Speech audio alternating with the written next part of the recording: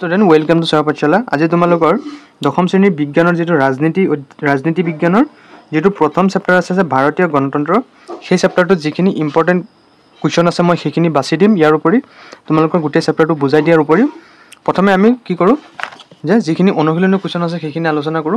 গতিকে প্ৰথমতে অনুশীলনীখিনি লিখি লোৱা। প্ৰথমতে চোৱা প্ৰথম কোৱেশ্চন কি দিছে চোৱা যে অতি চমুত্তৰ প্ৰশ্ন 1945 চনত অনুষ্ঠিত হোৱা নিৰ্বাচনত ইংলেণ্ডত কোনটো দল জয়ী হৈছিল? উত্তৰ শ্ৰমিক দল।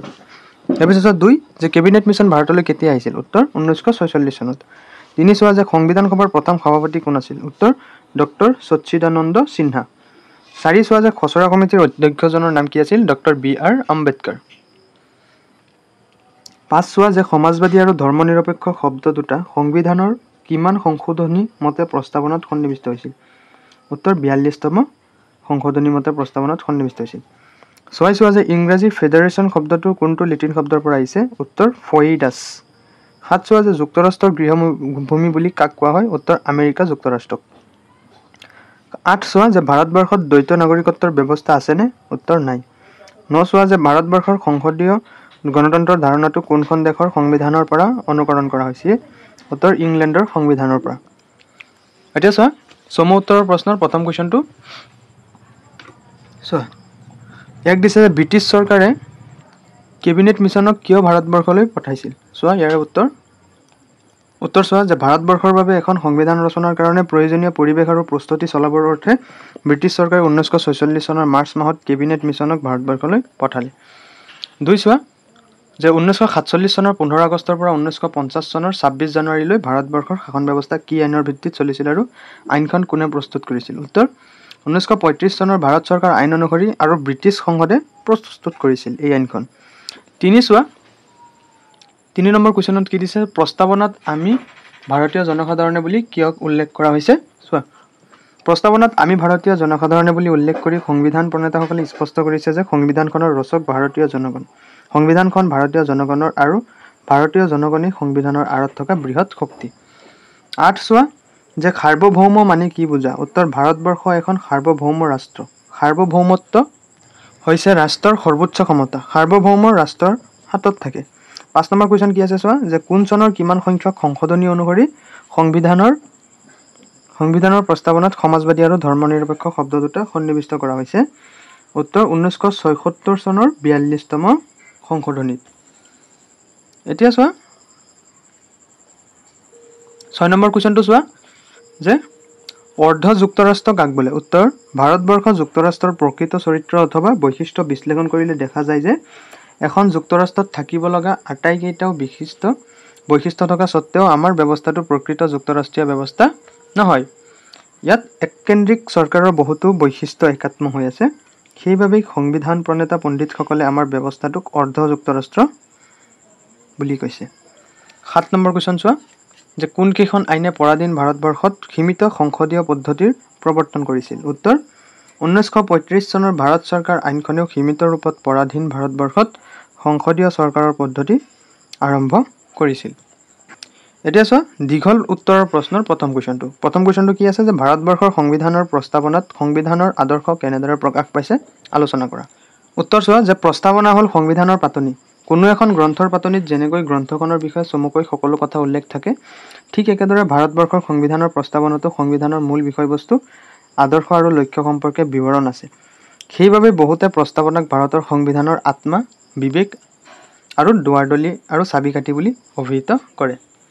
তাৰপিছত চোৱা যে প্ৰকৃতাৰ্থত প্ৰস্তাৱনাত সন্নিৱিষ্ট কথাখিনি জানিলেহে সংবিধানখনক জনাটো সম্ভৱ।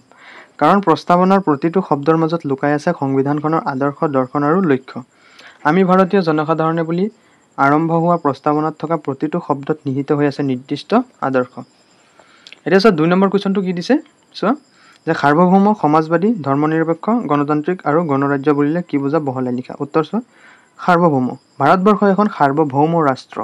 সাৰ্বভৌমত্ব হৈছে ৰাষ্ট্ৰৰ সৰ্বোচ্চ ক্ষমতা। সাৰ্বভৌমত্ব ৰাষ্ট্ৰৰ হাতত থাকে। এতিয়া চোৱা সমাজবাদী। ভাৰতবৰ্ষ এখন সমাজবাদী ৰাষ্ট্ৰ। তাৰপিছত চোৱা সংবিধানৰ 42 নং সংশোধনী আইনৰ জৰিয়তে 1976 চনত এই শব্দটোৰ প্ৰস্তাৱনাত সংযোজন কৰা হৈছে। এতিয়া চোৱা ধৰ্মনিৰপেক্ষ। ভাৰতবৰ্ষ এখন ধৰ্মনিৰপেক্ষ ৰাষ্ট্ৰ হ'ব। ইয়াত চৰকাৰী ধৰ্ম বুলি কোনো ধৰ্ম নাথাকিব। এই ধৰ্মনিৰপেক্ষ শব্দটোৰ প্ৰস্তাৱনাত 42 নং সংশোধনী মতে সন্নিৱিষ্ট হৈছে। নেক্সট চোৱা যে গণতান্ত্ৰিক। ভাৰতবৰ্ষ এখন গণতান্ত্ৰিক ৰাষ্ট্ৰ। দেশৰ শাসন ব্যৱস্থা জনসাধাৰণৰ প্ৰতিনিধিৰ দ্বাৰা পৰিচালিত হ'ব। নেক্সট গণৰাজ্য। যে ভাৰতবৰ্ষ এখন গণৰাজ্য। দেশখনৰ ৰাষ্ট্ৰপ্ৰধানজন জনসাধাৰণৰ দ্বাৰা নিৰ্বাচিত ব্যক্তি হ'ব। ৰাষ্ট্ৰপ্ৰধানৰ পদবীটো কোনোবাই বাছনি কৰা বিশেষ ব্যক্তি নহ'ব। তাৰপিছত চোৱা 3 নম্বৰ কুৱেশ্যনটো কি যে নেহেৰুৰ উদ্দেশ্য সম্পৰ্কিত প্ৰস্তাৱকেইটা আলোচনা কৰা। উত্তৰ চোৱা নেহেৰুৰ উদ্দেশ্য সম্পৰ্কিত প্ৰস্তাৱকেইটা হ'ল: এক হৈছে যে অনুসূচিত জাতি জনজাতি অনুন্নত সম্প্ৰদায় আৰু সংখ্যালঘু জনসাধাৰণৰ সুৰক্ষাৰ বাবে ব্যৱস্থা থাকিব। 2 যে দেশৰ স্বাধীনতা সাৰ্বভৌম আৰু অখণ্ডতা ৰক্ষা কৰাৰ ওপৰত গুৰুত্ব প্ৰদান কৰা হ'ব। 3 যে আন্তৰ্জাতিক সুসম্পৰ্ক বিশ্ব শান্তি ৰক্ষা আৰু জনগণৰ কল্যাণৰ বাবে ভাৰতবৰ্ষই সম্পূৰ্ণ সহযোগিতা আগবঢ়াব। 4 হৈছে যে জনসাধাৰণে হ'ব সকলো ক্ষমতাৰ উৎস। সাৰ্বভৌম দেশখনৰ চৰকাৰ আৰু সকলো অংগই জনসাধাৰণৰ পৰা ক্ষমতা লাভ কৰিব। এতিয়া চোৱা 5 নম্বৰ পইণ্টটো কি যে নেহেৰুৱে আগবঢ়োৱা হেৰিটো যে সংঘত যোগ দিয়া সহযোগী দেশীয় ৰাজ্যসমূহে অৱশিষ্ট ক্ষমতাৰ সৈতে স্বায়ত্তশাসনৰ মাজেৰে অংগৰাজ্যৰ মৰ্যাদা লাভ কৰিব। এতিয়া চোৱা ষ্টুডেণ্ট 5 নম্বৰ কুৱেশ্যনটো আমাক কি দিয়া আছে চোৱা যে ভাৰতবৰ্ষৰ সংসদীয় পদ্ধতিৰ চৰকাৰৰ উল্লেখযোগ্য বৈশিষ্ট্যসমূহৰ ওপৰত ব্যাখ্যা আগবঢ়োৱা। চোৱা উত্তৰ স্বাধীনতাৰ পৰৱৰ্তী কালত সংবিধান অনুসৰি ভাৰতবৰ্ষত প্ৰচলিত হোৱা সংসদীয় গণতন্ত্ৰই জনসাধাৰণৰ ওচৰত বিশেষভাৱে দায়বদ্ধ এখন চৰকাৰ গঠন কৰিছে। সংবিধান প্ৰণেতাসকলে আমাৰ দেশৰ সংবিধানত সংসদীয় পদ্ধতিৰ চৰকাৰ প্ৰৱৰ্তন কৰাৰ ক্ষেত্ৰত ইংলেণ্ডৰ সংবিধানখন বিশেষভাৱে অনুকৰণ কৰিছিল, হয়নে? তাৰপিছত চোৱা অৱশ্যে 1935 চনৰ ভাৰত চৰকাৰ আইনখনেও সীমিত ৰূপত পৰাধীন ভাৰতবৰ্ষত সংসদীয় চৰকাৰৰ পদ্ধতি আৰম্ভ কৰিছিল। যদিও ইংলেণ্ডৰ সংসদীয় পদ্ধতিৰ প্ৰভাৱ আমাৰ সংবিধানত পৰিছে, তথাপিও সংবিধান প্ৰণেতাসকলে অন্ধভাৱে ইংলেণ্ডৰ সংবিধানখন অনুকৰণ নকৰি ভাৰতবৰ্ষৰ ৰাজনৈতিক আৰু সামাজিক অৱস্থা তথা পৰিৱেশৰ প্ৰতি চকু দি সকলো কথাকে ভাৰতীয়কৰণ কৰি সংবিধানৰ পাতত ঠাই দিছিল। ফলস্বৰূপে ভাৰতৰ সংসদীয় পদ্ধতি কিছু ব্যতিক্ৰমধৰ্মী হৈছে। 4 নম্বৰ কুৱেশ্যন চোৱা যে ভাৰতবৰ্ষৰ যুক্তৰাষ্ট্ৰীয় ব্যৱস্থাৰ বৈশিষ্ট্যসমূহ আলোচনা কৰা। উত্তৰ এখন যুক্তৰাষ্ট্ৰত থাকিবলগীয়া বৈশিষ্ট্যসমূহৰ সকলোখিনি বৈশিষ্ট্যৰ উপস্থিতি ভাৰতবৰ্ষৰ ক্ষেত্ৰত দেখা নাযায়। লিখিত সংবিধান, 2 প্ৰকাৰৰ চৰকাৰ, দ্বি-সদনযুক্ত বিধানমণ্ডল, সংবিধানৰ সৰ্বোচ্চতা, সৰ্বোচ্চ ন্যায়ালয় ব্যৱস্থা ইত্যাদি যুক্তৰাষ্ট্ৰীয় বৈশিষ্ট্য ভাৰতত দেখা যায়। তথাপি কিন্তু কি ভাৰতবৰ্ষৰ শাসন ব্যৱস্থাত কিছু এককেন্দ্ৰিক চৰকাৰৰ বৈশিষ্ট্যহে পৰিলক্ষিত হয়। সেয়ে আমাৰ ব্যৱস্থাটো অৰ্ধ যুক্তৰাষ্ট্ৰ ব্যৱস্থা বুলিব পাৰি। তাৰোপৰি ভাৰতৰ সংবিধানখন ক'তো যুক্তৰাষ্ট্ৰ শব্দটো প্ৰয়োগ কৰা হোৱা নাই। তাৰ পৰিৱৰ্তে ভাৰতবৰ্ষক ৰাজ্যসমূহৰ সংঘ বুলি উল্লেখ কৰা হৈছে। তাৰপিছত ভাৰতত দ্বৈত নাগৰিকত্বৰ ব্যৱস্থা নাই। অন্য যুক্তৰাষ্ট্ৰৰ দৰে আমাৰ দেশৰ অংগৰাজ্যবোৰত আঁতৰি যোৱাৰ অধিকাৰ দিয়া হোৱা নাই। যুক্তৰাষ্ট্ৰীয় ব্যৱস্থাৰ বিপৰীতে ভাৰতত এখন শক্তিশালী কেন্দ্ৰীয় চৰকাৰৰ উপস্থিতি লক্ষ্য কৰা যায়। সাংবিধানিকভাৱে ক্ষমতাৰ বিভাজন কৰা হৈছিল যদিও এই ক্ষেত্ৰত কেন্দ্ৰীয় চৰকাৰ অধিক কৰ্তৃত্ব দিয়া হৈছে। এতিয়া চোৱা অনুশীলনীৰ শেষৰটো কুৱেশ্যন যে ভাৰতবৰ্ষৰ সংসদীয় পদ্ধতিৰ চৰকাৰৰ উল্লেখযোগ্য বৈশিষ্ট্যসমূহৰ ওপৰত ব্যাখ্যা আগবঢ়োৱা। চোৱা এইটো এনচাৰ ইয়াৰ পৰা লিখিবা যে ভাৰতবৰ্ষৰ সংসদীয় গণতন্ত্ৰ প্ৰধানত এখন গণৰাজ্য, কিন্তু ইংলেণ্ডৰ সংসদীয় গণতন্ত্ৰ গণৰাজ্য নহয়। ইংলেণ্ডৰ দৰে আমাৰ দেশৰ সংসদীয় গণতন্ত্ৰ ৰাষ্ট্ৰপ্ৰধানজন পুৰুষানুক্ৰমে হোৱা ব্যক্তি নহয়। ইংলেণ্ডৰ ৰজা অথবা ৰাণীৰ বিপৰীতে আমাৰ ৰাষ্ট্ৰপ্ৰধান ৰাষ্ট্ৰপতিজন জনগণৰ দ্বাৰা নিৰ্বাচিত হোৱা ব্যক্তি। দ্বিতীয়, ভাৰতবৰ্ষৰ সংসদৰ উচ্চ সদন ৰাজ্যসভাৰ গঠন আৰু ক্ষমতা ইংলেণ্ডৰ উচ্চ সদন হাউচ অফ লৰ্ডছতকৈ বহু পৃথক। তৃতীয়তে, ইংলেণ্ডৰ সংসদীয় গণতন্ত্ৰত সংসদখন অত্যন্ত শক্তিশালী, কিন্তু ভাৰতবৰ্ষৰ সংসদ ইমান শক্তিশালী নহয়। মুঠতে ভাৰতবৰ্ষৰ পৰিৱেশ আৰু পৰিস্থিতিৰ সৈতে খাপ খোৱাকৈ সংবিধানখনে প্ৰৱৰ্তন কৰা সংসদীয় গণতন্ত্ৰই আমাৰ দেশখনক বিশ্বৰ এখন মৰ্যাদা সম্পন্ন সংসদীয় গণতান্ত্ৰিক ৰাষ্ট্ৰ হিচাপে প্ৰতিষ্ঠা কৰাত সফল হৈছে।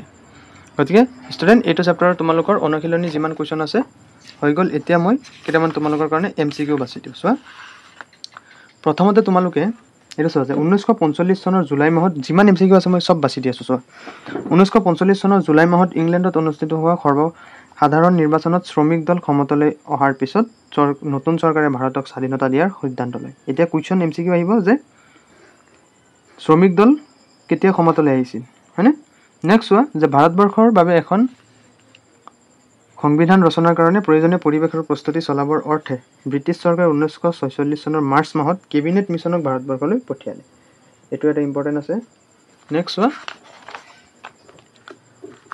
নেক্সট তোমালোকে এইখিনি চাবা চোৱা যে সংবিধান সভাৰ প্ৰথম বৈঠকত সভাপতিত্ব কোনে কৰিছিল হয়নে আৰু ইয়াৰ জ্যেষ্ঠ সদস্য কোন আছিল ডক্টৰ সচ্চিদানন্দ সিনহা ইয়াৰ পিছত চোৱা ডক্টৰ ৰাজেন্দ্ৰ প্ৰসাদ কি আছিল সংবিধান সভাৰ স্থায়ী সভাপতিত্ব ইয়াৰ পিছত আৰু এটা ইম্পৰ্টেণ্ট আছে যে ডক্টৰ বি আৰ আম্বেদকাৰ আছিল খচৰা কমিটিৰ অধ্যক্ষ এইখিনি মনত ৰাখিবা টু দা পইণ্ট হিচাপে হা ইয়াৰ পিছত নেক্সট চোৱা এইখিনিতো ইম্পৰ্টেণ্ট আছে কুৱেশ্যনত আছে নেক্সট তোমালোকে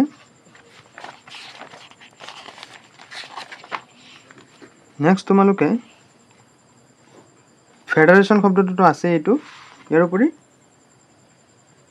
এইটো চাবা যে পৃথিৱীত যুক্তৰাষ্ট্ৰীয় পদ্ধতিৰ প্ৰথম প্ৰৱৰ্তন ক'ত হৈছিল আমেৰিকা যুক্তৰাষ্ট্ৰত হয়নে আৰু তাৰোপৰি যুক্তৰাষ্ট্ৰৰ গৃহভূমি বুলি কাক কোৱা হয় আমেৰিকাক এইটো MCQ আহিব পাৰে হয়নে নেক্সট চোৱা যে সাকাৰিয়া আয়োগ কিমান চনত গঠন হৈছিল 1983 এইটো ইম্পৰ্টেণ্ট আছে গতিকে এইখিনি চেপ্টাৰৰ এতিয়া MCQখিনিও বাছি দিলোঁ তোমালোকে আৰু বিভিন্ন চেপ্টাৰৰ বা বিভিন্ন বিষয়ৰ যদি পাঠ লাগে তোমালোকে চেনেলটো ছাবস্ক্ৰাইব কৰি দিবা আৰু ভিডিঅ'টোত লাইক কৰি থৈ দিবা তেতিয়াহে পৰৱৰ্তী ভিডিঅ'সমূহ তোমালোকৰ ওচৰলৈ যাব গতিকে ধন্যবাদ ভিডিঅ' চোৱাৰ বাবে থেংক ইউ